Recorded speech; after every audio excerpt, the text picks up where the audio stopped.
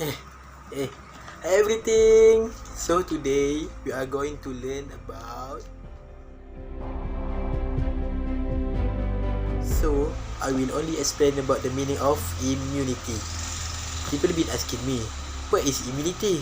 Based on Wikipedia, immunity is the balanced state of multicellular organism having adequate biological defense to fight infection, disease, or other unwanted biological invasion while having adequate tolerance to avoid allergy and autoimmune disease. And on the textbook, chapter 4, page 84, form 2, KSSM, immunity is an effort to stimulate the body defense against infection in babies, children, and adults by injecting vaccine.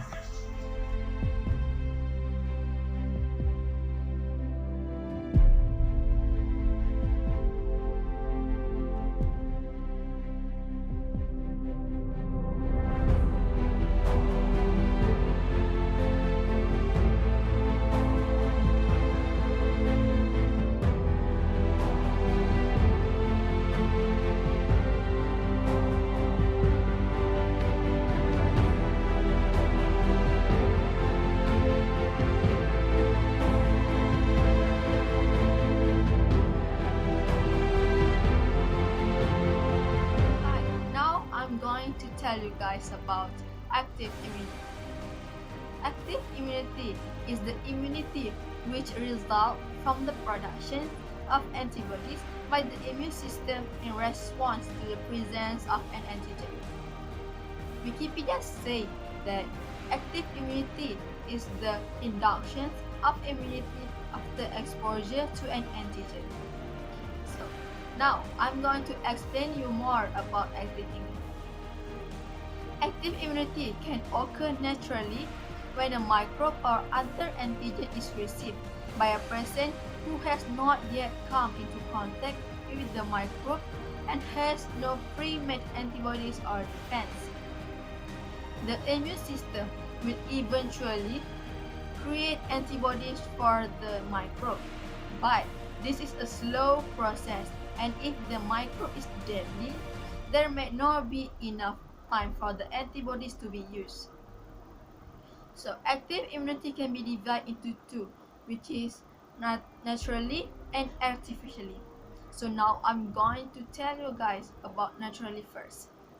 Naturally acquired active immunity occurs when the person is exposed to a live pathogen, develops the disease, and becomes immune as a result of the primary immune response. Once a microbe penetrates the body skin, mucous membrane, or other primary defense, it interacts with the immune system. B cells in the body produce antibodies that help to fight against the invading microbes. The adaptive immune response generated against the pathogen takes days or weeks to develop, but may be long-lasting or even lifelong. While infection, for example, with hepatitis A virus or HIV and subsequent recovery give rise to a natural reactive immune response, usually leading to a lifelong protection.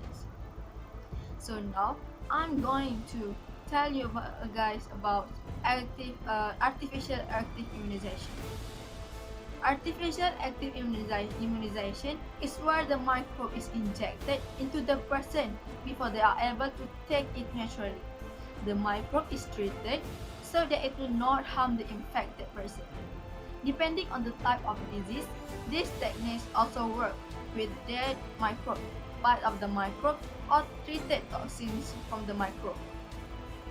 A common example of this form of active immunization is vaccination, which have led to several controversies in the past and even present regarding their safety.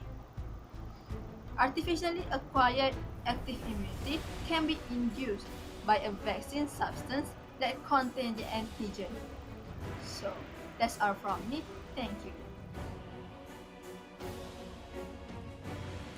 Hi guys!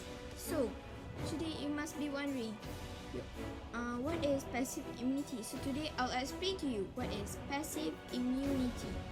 So before that, you make sure that you really understand immunity, active immunity, and 3 line of defenses.